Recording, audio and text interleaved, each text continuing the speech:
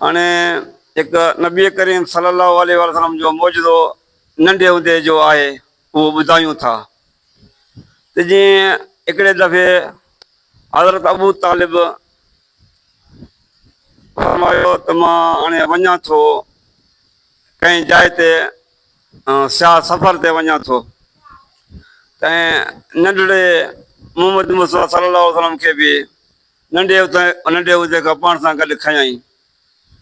जॾहिं सफ़र ते गॾु खयईं जंहिं तरह उनखे वञिणो हुयो अलाह जो शान त रस्तो भुलिजी ॿिए रस्ते खां हलियो।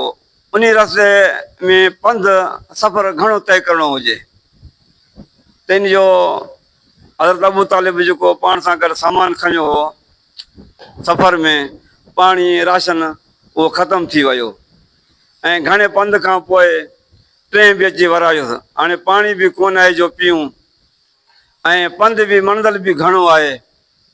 उन मंज़िल ते पहुचण खां अॻु में त पाणी कोन्हे कीअं पहुचूं।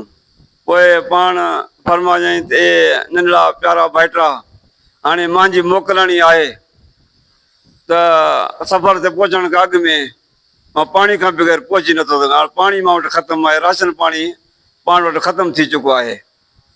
हाणे मोकिलणी आहे, मां बचंदुसि कोन, मां गुज़ारे वेंदुसि। नबी करीम सल्लल्लाहु पोइ पाणी राशन ख़तमु थी वियो। नबी करीम नंढे भाइटे खे हज़रत अबू तालिब फरमायो त ए प्यारा भाइटा नंढड़ा भाइटा हाणे राशन पाणी ख़तमु आहे, हाणे पंहिंजी मोकिलणी आहे।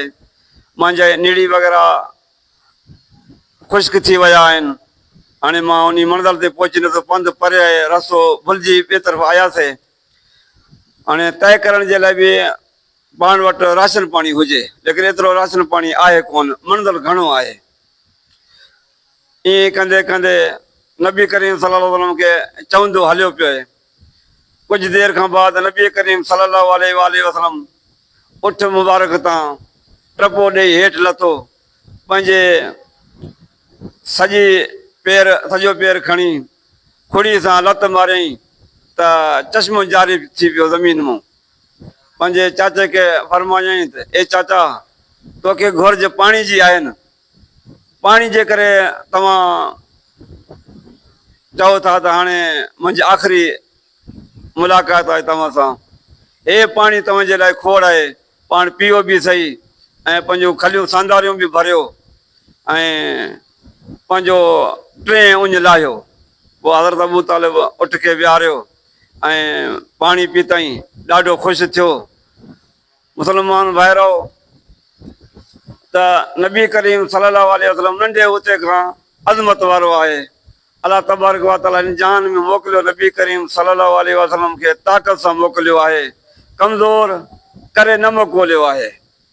न आहे नबी करीम सल्लल्लाहु कमज़ोर आहे, पाण अलाह तबारक व तआला जो रसूल आहे, नबी आहे, ताक़त ॾेई करे मोकिलियो अथसि। पोइ तव्हांजे ख़िदमत में अर्ज़ु आहे, इहा असां जेको नबी करीम जो मौजूदो चई रहिया आहियूं त पाण बि गौर सां ॿुधो ऐं हीअ ॿियनि ताईं बि पहुचायो त जीअं नबी करीम सल्लल्लाहु अलैहि वसल्लम जो मोहबत हर कंहिं मुस्लमान जे दिलि में घर करे वञे ऐं सभई उन जा ग़ुलाम थी वञूं। जॾहिं उन जा ग़ुलाम थी वेंदासीं पोइ पाण खे ॿिन्ही जाननि में को खुटको बि न आहे।